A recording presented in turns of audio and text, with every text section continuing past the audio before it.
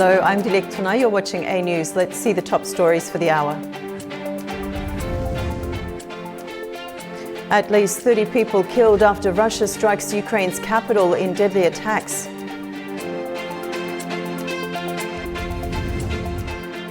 International delegates participated in a farewell ceremony for Iran's late Ayatollah Ali Khamenei in Tehran. And Ebola treatments trial begins in the Democratic Republic of Congo.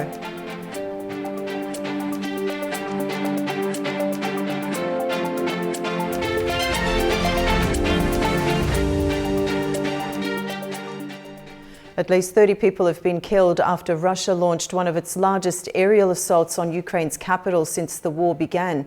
Kyiv was hit overnight by a massive barrage of drones and missiles, with residential buildings left in ruins and emergency crews searching for survivors.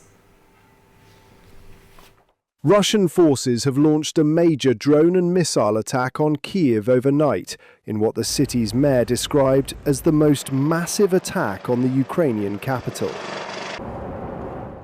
Multiple explosions shook central Kyiv and reverberated across the capital throughout the night, as thousands of residents rushed to bomb shelters and underground metro stations. Huge columns of smoke filled the skyline. Meantime, on Friday, 6 people, including 3 children, were injured in a Russian strike in Ukraine's Kyiv region, according to Ukraine's state emergency service. 2 residential buildings were destroyed, and a fire broke out following the strike. However, Moscow said its forces hit what it called military plants in retaliation against attacks on Russian civilian infrastructure. Kremlin spokesman Dmitry Peskov told reporters on Thursday that Russia would continue to increase pressure on the Kyiv regime in order to achieve our set goals. Ukrainian President Volodymyr Zelensky, who cut short his visit to Ireland and rushed home, visited the site where a 9-story residential building was half destroyed. He blamed the destruction in part on a failure of allies to deliver promised air defenses. Overnight, 48 missiles and 476 drones of various types were shot down. Unfortunately, not all of them. Unfortunately, there is a shortage of anti-ballistic capabilities, a shortage of Patriots, and our partners, primarily the United States and our European partners, need to be more proactive in providing assistance with this. Later, in his nightly video address, Zelensky said the issue of air defenses would be one of the key outcomes of next week's NATO summit in Turkey, as he repeated his call for the development of European air defenses. Fuel shortages and rising petrol prices are beginning to change buying habits in Russia. More drivers are turning to Chinese electric and hybrid vehicles, although concerns over charging infrastructure remain. Recent Ukrainian strikes on Russian energy infrastructure have disrupted fuel supplies, leading to shortages, long queues at filling stations, and restrictions on fuel sales across much of the country. Retail petrol prices have also risen sharply, making running conventional vehicles more expensive. The fuel crisis is now driving more Russian motorists to consider electric and hybrid vehicles. Industry data also points to growing demand. Between January and May, sales of plug-in hybrid vehicles more than doubled compared with a year earlier, while fully electric car sales also increased. Registrations rose further in June as fuel shortages intensified. Now we sell 2 to 3 electric cars a day. 3 weeks ago, this figure was for a month. Of course, a year ago, the electric cars were selling 2, but fewer. I think it used to be 10 to 15 cars a month. Despite the higher interest, many buyers still believe hybrids are a better fit for Russian conditions because charging infrastructure remains limited, particularly outside major cities. I'm looking for a hybrid vehicle. This is very convenient because, to my personal view, it is too early to own a purely electric car in Russia. We do not have enough charging stations available, especially in winter, and a hybrid is practical. Electric vehicles and plug-in hybrids still account for only a small share of Russia's overall car market, but dealers say the current fuel shortages have significantly accelerated interest in both budget and premium Chinese models. The European Union is preparing another round of sanctions against Russia following one of the largest waves of strikes on Kyiv in recent months. EU Foreign Policy Chief Kaja Kallas says she will propose new measures targeting additional entities linked to Russia's military-industrial complex, arguing that attacks on civilians must be met with stronger economic pressure. Joining me now is Lieutenant General Marco Serona from Lisbon, Portugal. General, welcome to the program. Thank you very much for having me today. Good afternoon, I suppose, there. Yeah? It's always a pleasure. Yes, it is afternoon here. Thank you, General. Yeah. Now, these proposed sanctions reportedly target entities supporting Russia's military-industrial complex, as we said in the intro there. Why has Europe increasingly focused on that sector? Well, under a strategic point of view, it's one of the main targets, of course, for sanctions. It's not easy to target these entities. The last package was special to banks and the financial system of Russia, and then in the past we had also some sanctions against the military industrial complex.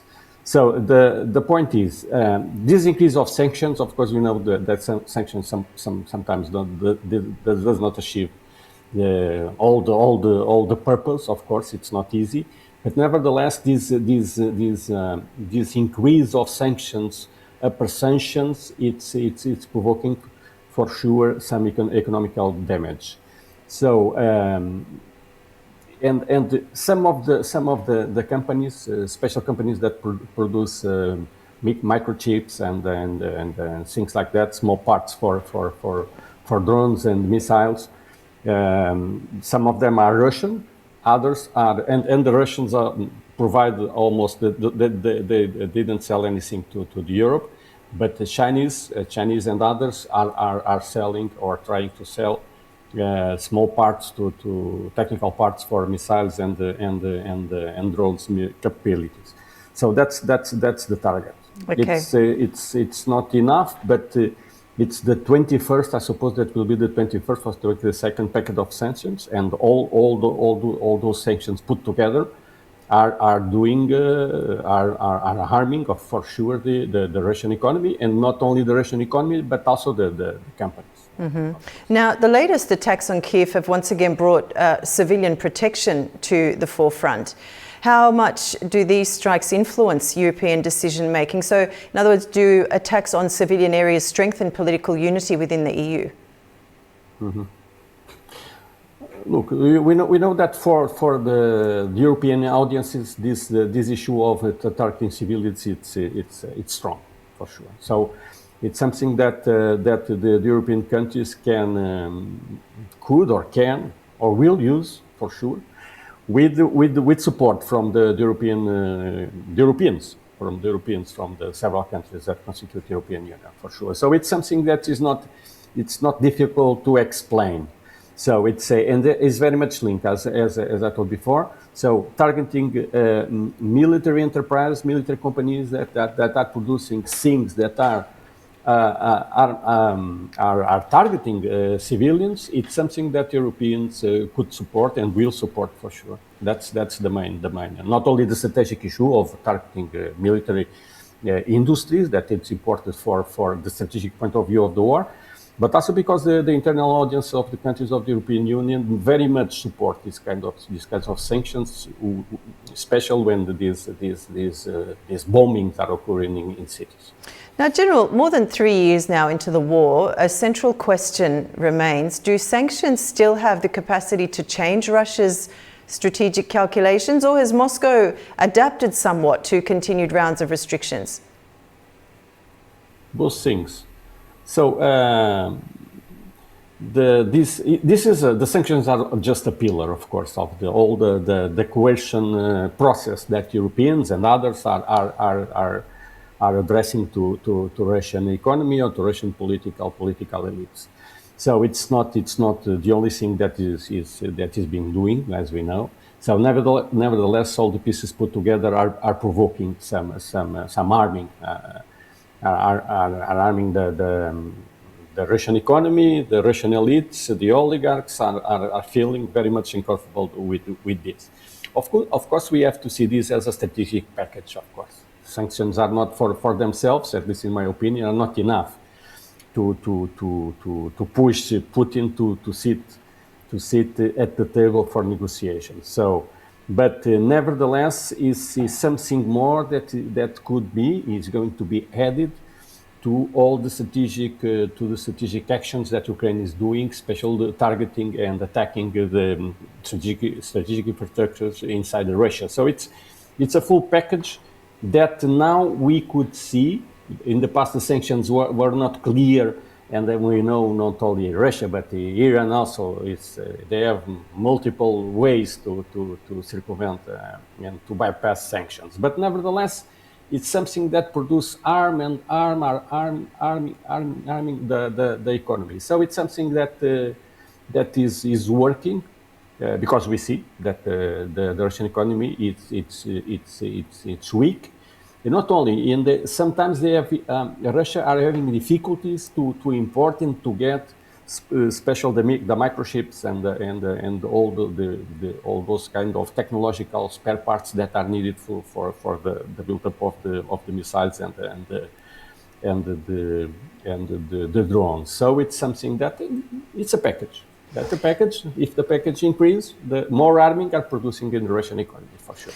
We've spoken frequently about the resilience of European unity. Now, do announcements like today's demonstrate that the EU consensus on Ukraine remains in place?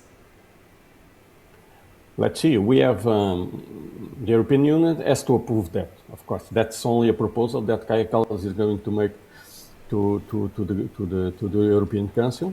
And so it's let's see what happens. But nevertheless, I suppose that is the kind of sanctions that will not be armed by any country. So in the past, we have experienced some difficulties with Hungary and Slovakia and others, but especially these two countries.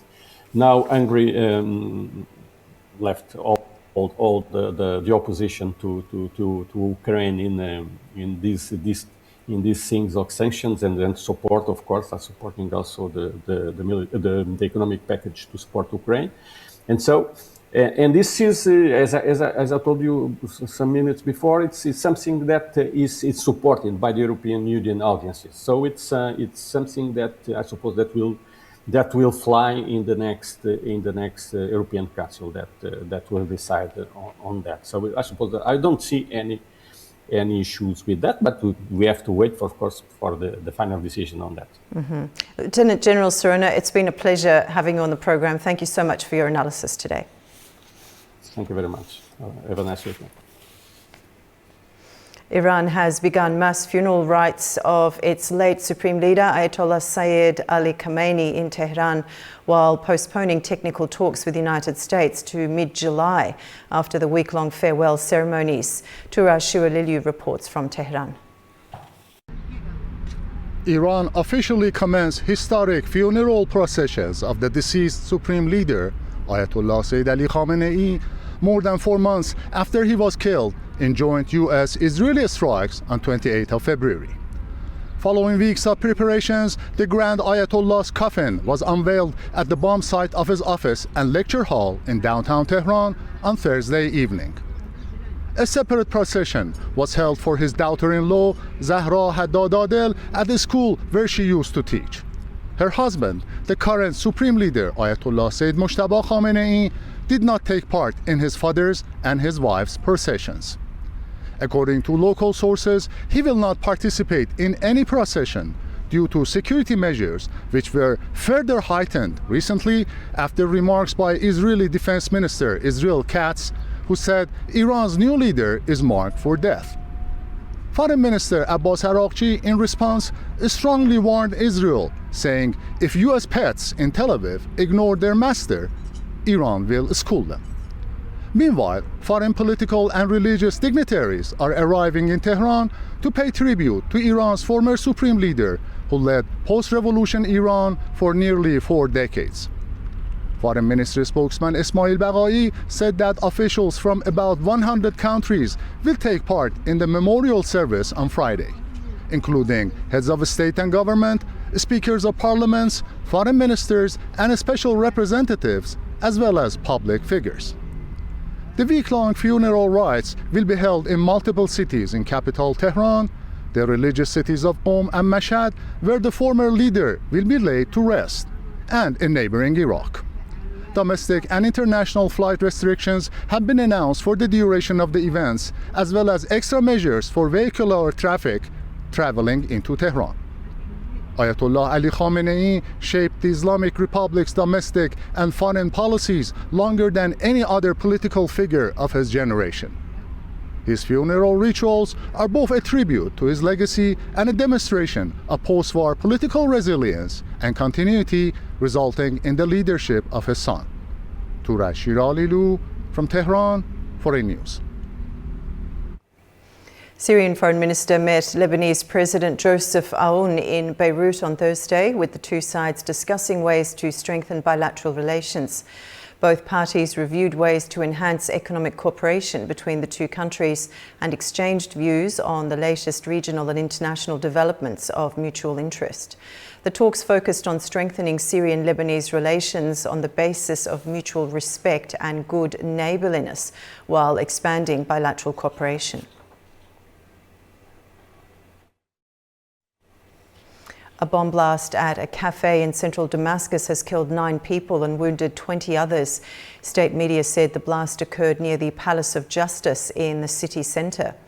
According to authorities, preliminary findings indicate the blast was caused by a small improvised device filled with metal shrapnel, which caused extensive damage.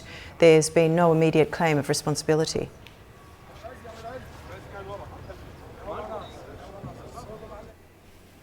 We'll continue with the main stories after a short break. Stay tuned.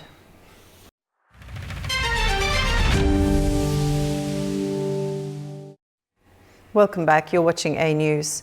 A remarkable rescue has brought a rare moment of hope in Venezuela after the country's devastating twin earthquakes.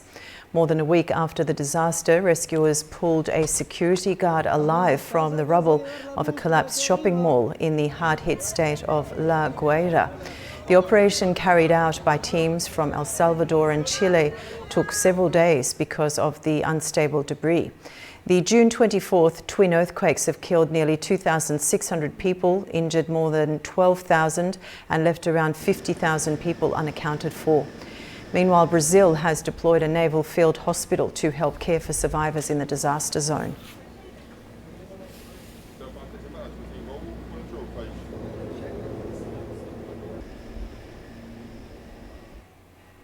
Large parts of the United States are facing dangerous heat, with officials urging people to take extra precautions as temperatures continue to rise. Here's more.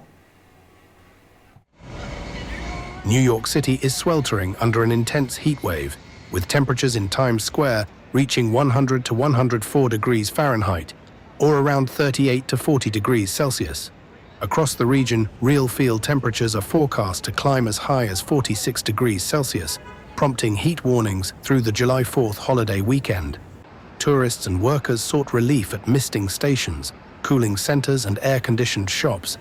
Many said the city's high humidity made the heat even harder to cope with. Came from Colorado. It's much more humid here, so it's harder to tolerate this weather, but I mean, there's plenty of stores to pop into, get some air conditioning and get some water every now and then. We're okay. As you can see, I'm all covered because I don't want to get sunburned. But yes, it is really hot. I think people should be in the shade. In a little while, I'm going to the shade because it is very hot.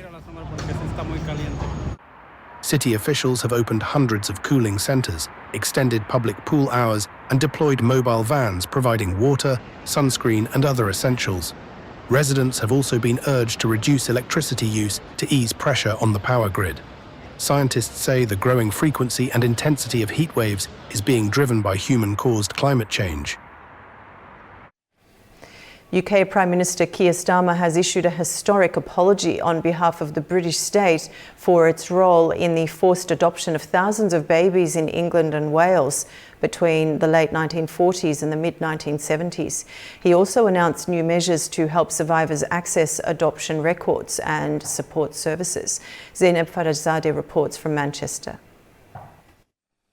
Prime Minister Keir Starmer has formally apologised on behalf of the British state for its role in the historical forced adoption of babies in England and Wales, describing their practice as a stain on our history. Speaking in the House of Commons, Starmer said an estimated 185,000 babies were taken from their mothers between 1949 and 1976, when many unmarried women were pressured into giving up their children. He said the mothers had been coerced, bullied or misled into believing they had no choice. Before delivering the apology, the Prime Minister met both mothers and adoptees at Downing Street, thanking survivors for their years of campaigning and saying their courage had helped bring about this historic moment. Starmer said the forced adoptions were not isolated incidents, but a practice embedded across local authorities, religious organizations and parts of what is now the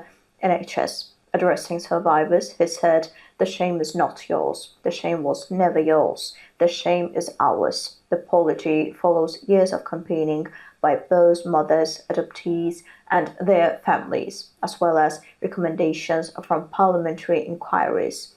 Alongside the apology, the government announced a series of measures to support those affected, backed by a £4 million funding package over the next 3 years. A new national online resource will help people locate adoption records across the country, while ministers will consult on extending the retention period for adoption records to 100 years. Councils and adoption agencies will also be urged to deal with requests more quickly and consistently, and access to support and intermediary services will be expanded, particularly for older adoption cases. Campaign groups welcomed the apology but said it must now be followed by long-term practical support, including counselling and continued assistance for families seeking to reconnect after decades of separation.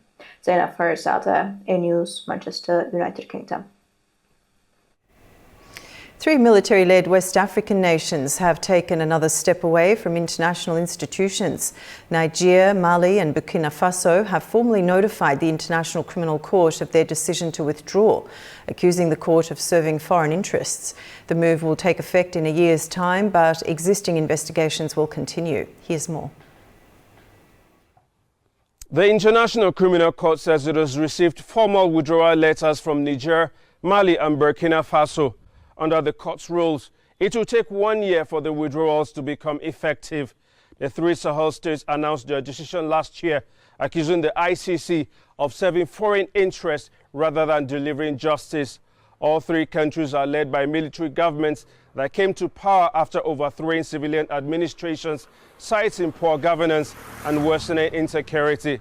But violence linked to armed groups continues across the region, despite promises to improve security. The countries have also left the West African regional bloc ECOWAS after sanctions were imposed following the military takeovers. The ICC says the withdrawals will not affect investigations already underway or obligations linked to crimes committed while the countries were still members. Chasim Akendi for A News in Jos. The Ebola outbreak in the Democratic Republic of Congo has reached 1,460 confirmed cases, with 447 deaths. At the same time, health officials launched a landmark clinical trial that could pave the way for the first approved treatment of the Bundibugyo strain. The first patient has been enrolled in a landmark clinical trial that could lead to the first approved treatment for the Bundibugyo strain of Ebola. The development comes as authorities reported 54 new cases in a single day across the eastern provinces of Ituri and North Kivu. Researchers will evaluate the experimental antibody MBP134 on its own and in combination with the antiviral drug remdesivir in a study expected to involve more than 1,000 patients. Despite all this progress, we continue to face significant challenges, including mistrust and violence. Just this week, an Ebola treatment center in Ituri province was attacked, resulting in the deaths of 2 people, and the center was set on fire and patients fled. Such acts not only endanger patients and health workers, but also impede efforts to stop transmission and save lives. The World Health Organization says there are currently no approved vaccines or treatments for the Bundibugyo strain. Despite the ongoing challenges, testing capacity has expanded to 10 laboratories, contact tracing has improved, and treatment capacity now stands at 650 beds, with plans to add another 300. Europe is preparing for a new chapter in its security relationship with the United States. Ahead of next week's NATO summit, alliance officials say European members have moved faster than expected to offset cuts to US military commitments. Anita Sharma has more from the Netherlands. Welcome to This Day in Europe, where NATO says Europe stepped up faster than expected to replace almost all of the military capabilities the US is withdrawing from the alliance. Ahead of next week's NATO summit in Ankara, NATO's top military commander, General Alexis Grinkowicz, confirms that European allies have already filled most of the gaps left by Washington's decision to scale back the forces it commits to the alliance's defense plans. The only major capability that remains difficult to replace is long-range strategic bombers. The U.S. cut the number it would make available in a crisis from 2 to 1, and no European ally currently has an equivalent capability. The U.S. reductions extend well beyond bombers. Washington cut the number of fighter jets it allocates to NATO by roughly a third, halved its drone contribution, reduced aerial refueling aircraft, maritime patrol planes, destroyers, and aircraft carriers, and is set to withdraw all of its submarines from NATO's crisis plans. The changes reflect the Trump administration's push for Europe to take greater responsibility for its own defense, while the U.S. shifts more military resources toward the Indo-Pacific and other global priorities. European governments have responded by sharply increasing defense spending and expanding the forces they commit to NATO. Officials say the rapid backfilling demonstrates that Europe is becoming more capable of carrying a larger share of the alliance's conventional defense burden. However, officials caution that replacing platforms is only part of the challenge. Europe continues to rely heavily on U.S. command systems, intelligence, logistics, and data-sharing networks that underpin NATO operations, meaning genuine strategic autonomy remains some way off. As the U.S. rebalances its military priorities beyond Europe, the bigger question now isn't whether the continent can do more, it's how much of America's military commitment will remain in the years ahead. For A News, I'm Anita Sharma in Arnhem, Netherlands. Canada is aiming to announce around 10 founding nations for a new global defence bank at next week's NATO summit in Turkey. Prime Minister of Canada, Mark Carney, is promoting the Defence, Security and Resilience Bank as part of efforts to strengthen cooperation among allied and middle power nations. The proposed bank would raise up to $133 billion in low-cost financing to support defence among allied countries. South Korea and several European countries have examined the proposal.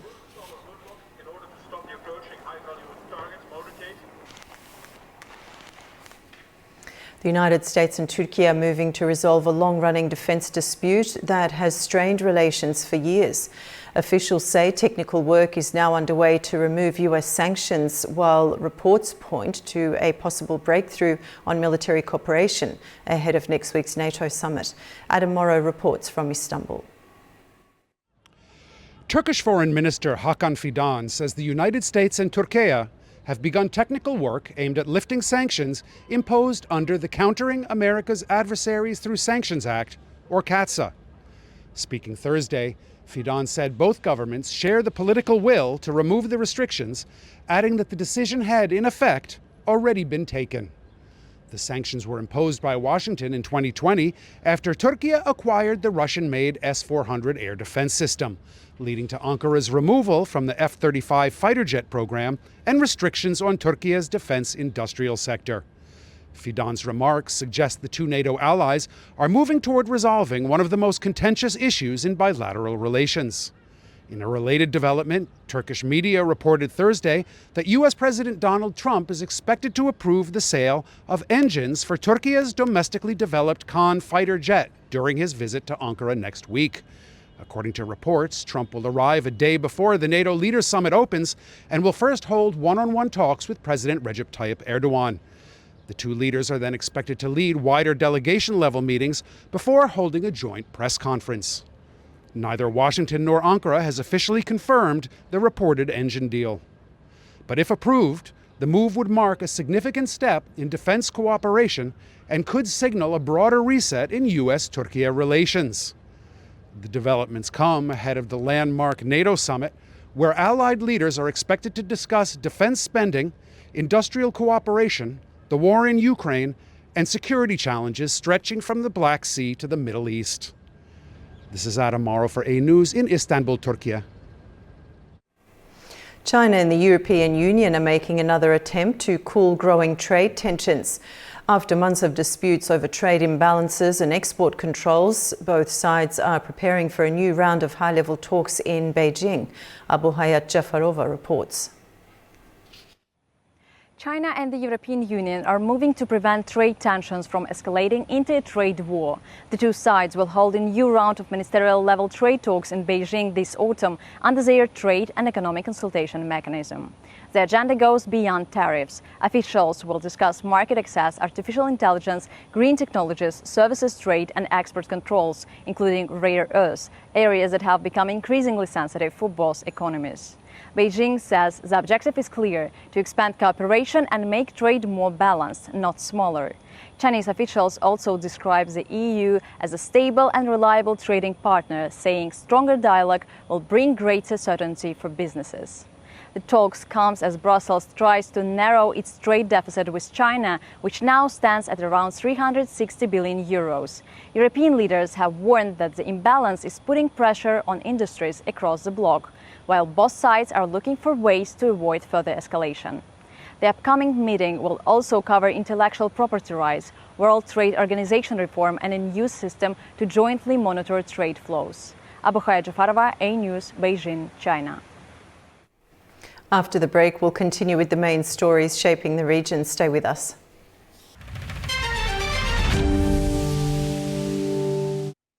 Welcome back. You're watching A News. Armenian Prime Minister Nikol Pashinyan says expanding regional energy links could help strengthen Armenia's energy security. Speaking alongside European Commission President Ursula von der Leyen in Yerevan, he said power lines and interconnectors with Azerbaijan and Turkey could also support the green transition. In the context of implementing the Crossroads of Peace concept and the inclusive unblocking of regional communication routes, alongside the promotion of transport connectivity, I also attach importance to expanding energy connectivity, including the construction of power transmission lines and interconnectors with neighbouring Turkey and Azerbaijan. This can contribute both to energy security and to the green transition.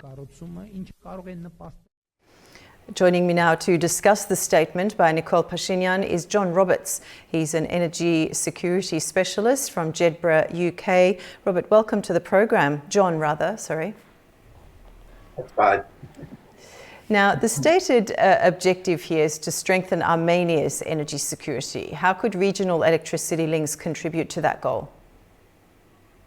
First of all, because it's renewable energy at a time when we still are dealing with climate change and we're dealing with shortages of conventional fossil fuels. So therefore, any increased interconnectivity through electricity is great, particularly since Azerbaijan has a very great potential to produce renewables-based electricity. So that's one element. The other, of course, is a much simpler one, which is cooperation between Azerbaijan, Armenia, and Turkey of obviously contributes to security in general. It helps stabilize the South Caucasus, and therefore that in itself is quite simply a good thing. So does more interconnection, John, generally improve resilience during periods of high demand or disruption? Yes, it has two functions. The first one, let's say the sort of macro function, is it contributes towards an ability to diversify energy sources for both Turkey and Armenia. And then on a smaller micro level, it helps balance changes in power demand during the day, night, peak times, lesser times. All of this is practical and helpful. So beyond energy, could projects like these become confidence-building measures between countries emerging from decades of conflict? Absolutely.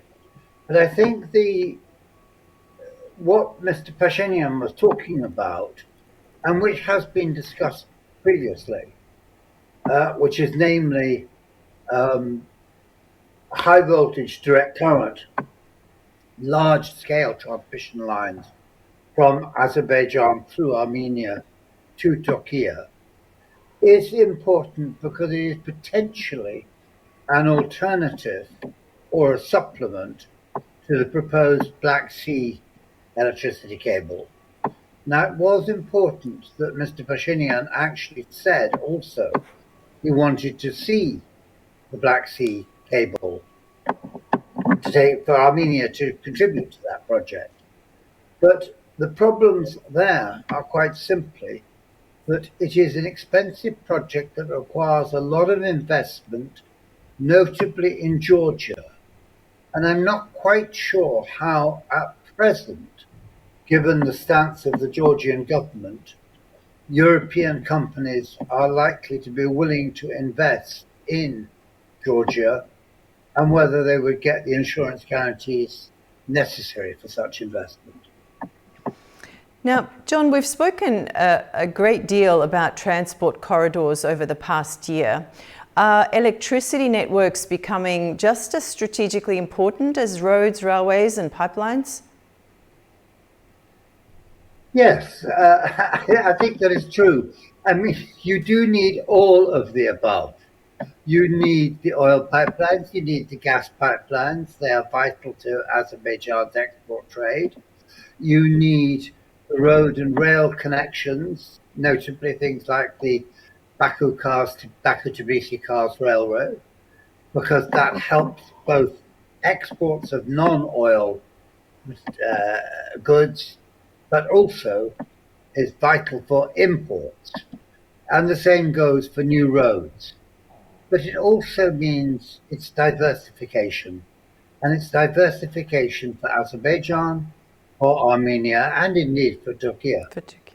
Now, Azerbaijan has been expanding both conventional and renewable energy capacity.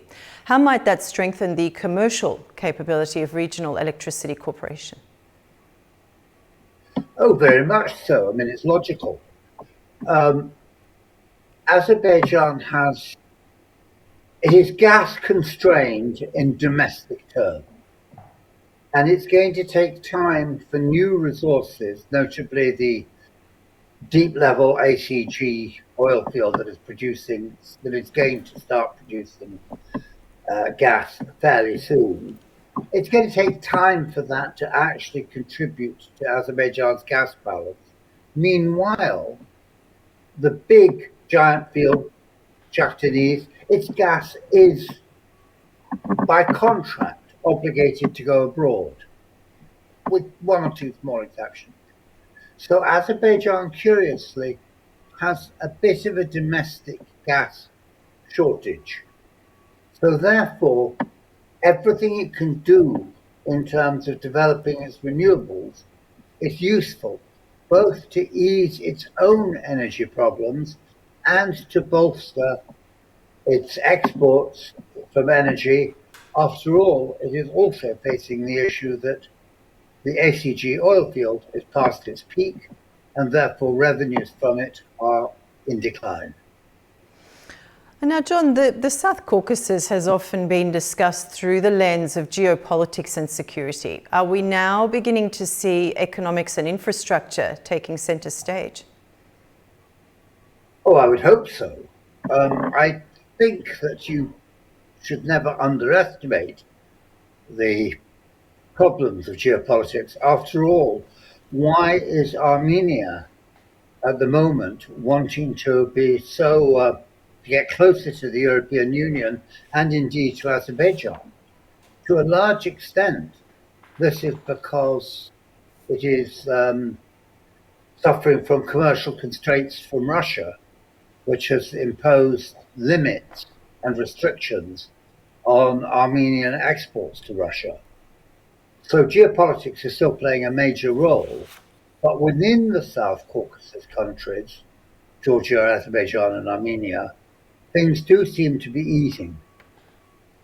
John, thank you so much for joining us on the program today. I appreciate your analysis and time.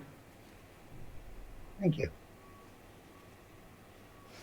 British energy giant BP has officially handed over operatorship of the strategic Baku-Tbilisi-Ceyhan oil pipeline to Azerbaijan state firm SOCAR. The major transition marks a shift in the region's energy architecture, cementing local management over world-class infrastructure. A structural shift for global energy logistics. SOCAR Midstream Operations has officially taken over the Baku-Tbilisi-Ceyhan export pipeline from BP. The transition spans all transit segments across Azerbaijan, Georgia and Turkey, alongside the South Caucasus gas pipeline. While BP retains its role at the Sangachul terminal, the move signals Baku's evolution into an independent manager of mega-scale infrastructure. BP ran this pipeline for the last 20 years very safely, highly effective and reliable way. And we, as SOCAR, committed to continue same level of standards and do improve where possible. As we all know, Azerbaijan becomes energy corridor and BTC play one of the key roles in delivering oil to global energy market. And this is a big responsibility for us as SOCAR to take this responsibility and ensure that BTC will continue deliver the oil to global market. Remaining a key shareholder, BP termed the handover a landmark event. In a statement, BP's regional president, Gio Cristofoli, noted, "Over the past 2 decades, BTC has strengthened energy security as a reliable export route. We are confident that SOCAR will maintain these high standards, and we remain fully committed to our long-term partnership in the Caspian." The 1,768-kilometre pipeline is one of the world's critical energy arteries, moving 1 million barrels of crude daily to the Mediterranean. Since 2006, it has delivered over 4.7 billion barrels to global markets, anchoring economic ties between Tbilisi and Ankara. The transition was completed without interrupting supply lines. Thousands of veteran engineers who ran the pipeline under BP are transferring directly to SOCAR. Following last month's handover of the Western Route pipeline, this transfer locks in Azerbaijan's sovereign control over key corridors linking the Caspian directly to the west. Kyrgyzstan is seeking to secure fuel supplies from neighbouring countries as global energy market volatility and supply chain disruptions continue to put pressure on domestic fuel markets. Authorities insist there is no immediate shortage, but say they're taking precautionary measures to ensure stable deliveries. Sevil Rajapova reports from Tashkent. Fuel shortages in Russia are beginning to affect energy markets across Central Asia, prompting Kyrgyzstan to seek support from neighboring countries to safeguard domestic fuel supplies. According to Reuters, the shortages come after Ukrainian drone strikes damaged Russian oil refineries, temporarily reducing more than a quarter of the country's refining capacity. As a result, Russia has imposed fuel sales restrictions across most regions, creating supply concerns for countries that rely heavily on Russian imports. Kyrgyzstan imports more than 90% of its gasoline from Russia. In response, authorities have formally requested assistance from Russia, Kazakhstan, Belarus, Azerbaijan, Uzbekistan and Turkmenistan to help ensure stable fuel supplies. According to the Energy Ministry, global oil price increase, geopolitical tensions in the Middle East, and risks to international logistics are also adding pressure to the domestic market. Despite this, officials say current fuel reserves remain sufficient and deliveries continue under existing contracts. Authorities are also working to diversify imports while boosting domestic production. Senior officials have instructed the state-owned Kyrgyz Naftogaz company and the Junda oil refinery to increase fuel output. Meanwhile, the country's Association of Oil Traders reported temporary shortages of premium AI-95 gasoline at some filling stations. Supplies of the more commonly used AI-92 grade are expected to last between 30 and 45 days, while diesel stocks remain stable ahead of the harvest season. Meanwhile, in Uzbekistan, wholesale AI-92 gasoline prices have risen by nearly 12% over the past months to a record high, while Kazakhstan has tightened border controls to prevent fuel exports from creating shortages on its own domestic market. It is Sivir Rajab reporting from Tashkent, Uzbekistan A News. Pakistan is continuing its diplomatic efforts after indirect US-Iran talks as Prime Minister Shehbaz Sharif visits Iran and Turkey. Mariam Zia reports. Pakistan continues diplomatic engagement following indirect US-Iran talks held in Doha on July the 2nd. Foreign Office spokesperson Tahir Andrabi said the negotiations had made positive progress and confirmed both sides had agreed to resume discussions after the funeral ceremonies of Iran's late supreme leader.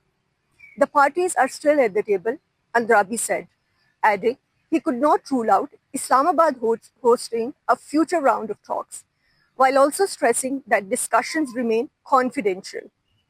Meanwhile, Prime Minister Shehbaz Sharif is visiting Iran and Turkey from July 3rd to 5th, beginning in Tehran, where he will attend the funeral of Iran's late supreme leader, Ayatollah Ali Khamenei, and convey condolences on behalf of Pakistan. He will then travel to Istanbul at the invitation of President Tayyip Erdogan for talks covering bilateral relations, with a particular focus on expanding trade, investment, and economic cooperation, alongside regional peace and security, according to Pakistan's Foreign Office. Deputy Prime Minister and Foreign Minister of Pakistan Ishaq Dar, cabinet members and senior officials are also accompanying the Prime Minister. Mariam Zia, A News. United Nations Habitat says Afghanistan faces a major urban challenge, with half of its population expected to live in cities by 2060. The agency warns many cities are unprepared, raising concerns over housing, services and living conditions. Tamim Bahis has the details from Kabul. It's estimated that around 45 million people live in Afghanistan right now, and in 2060 it's thought about 90 million will be living in the country, double the figure of today according to Population Pyramid. And half of those people in 34 years' time are expected to be living in cities. That's according to the UN Habitat, which says they're concerned that without proper planning, urban growth could worsen existing problems, including overcrowded housing, poor access to clean water, weak sanitation systems, limited public services and unsafe living conditions. The UN agency is stressing the need to prioritize adequate and safe living environment, saying it is essential if Afghan cities are to offer a decent quality of life for all residents. This warning comes at a time when many families have already moved from rural areas to cities in search of work, security, education and basic services. Kabul and other major urban centers have seen increasing demand for housing and infrastructure, while local systems remain under strain. Urban experts say the challenge is not only population growth, but how cities are managed. Proper urban planning, investment in housing, access to services and stronger local governance will be key to preventing further pressure on vulnerable communities. UN Habitat's message is that Afghanistan's cities are growing, but preparation is lagging behind. And without urgent attention, rapid urbanization could deepen poverty and inequality in the years ahead. Tamim Bahiz in Kabul, A News. And that's the news for this hour. Stay tuned to A News for all the latest updates.